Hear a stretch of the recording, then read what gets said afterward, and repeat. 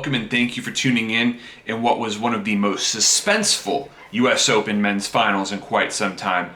Dominic Thiem came out on top to win his first career slam title, beating Alexander Zverev in 5 sets to take the crown. This was the first time since the 2004 French Open men's final in which a man came back down 2-0 to win the title.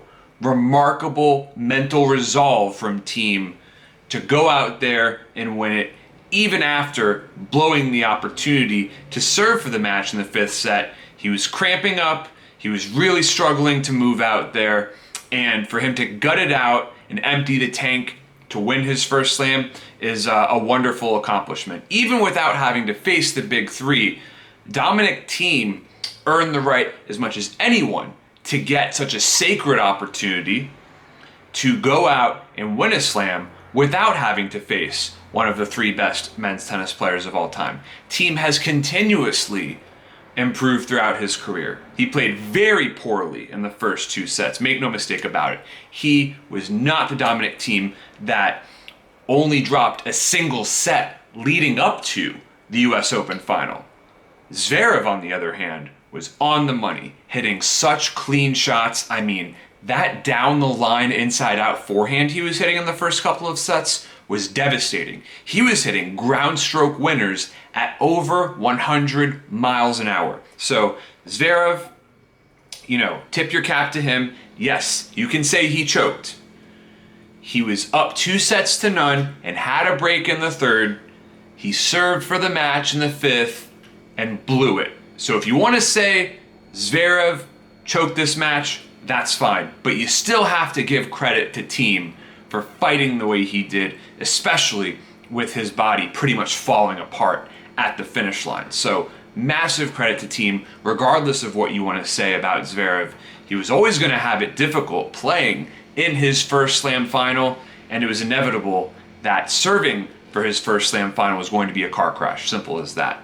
So both players really delivered the goods at different points in the match. The only set in which both players were really on, interestingly enough, was the 5th set.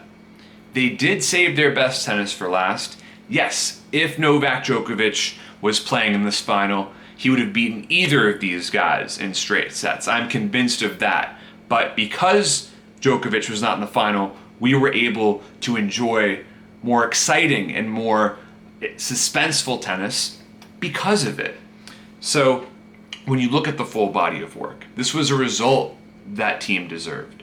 Hopefully it will take some of the focus off of Novak Djokovic's earlier disqualification. But one thing that I really like about Zverev's game is that he's figured out, with such a massive serve, he has to come into the net to back it up and close out points.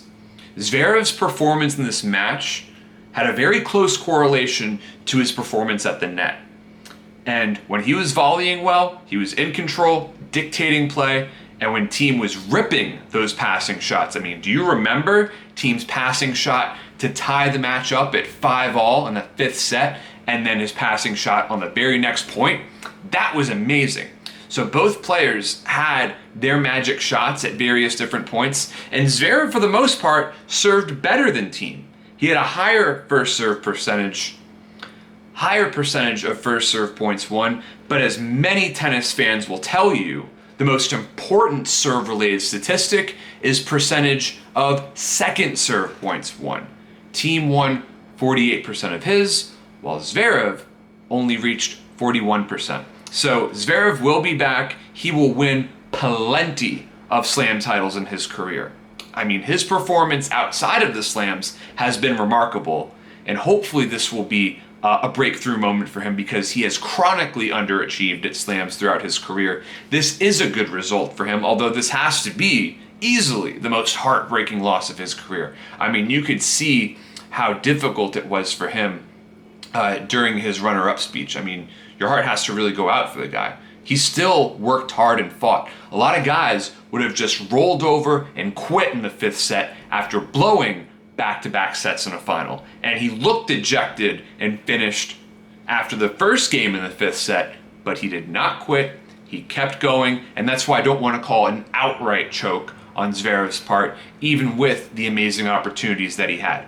All in all, you have to tip your cap to Dominic Thiem.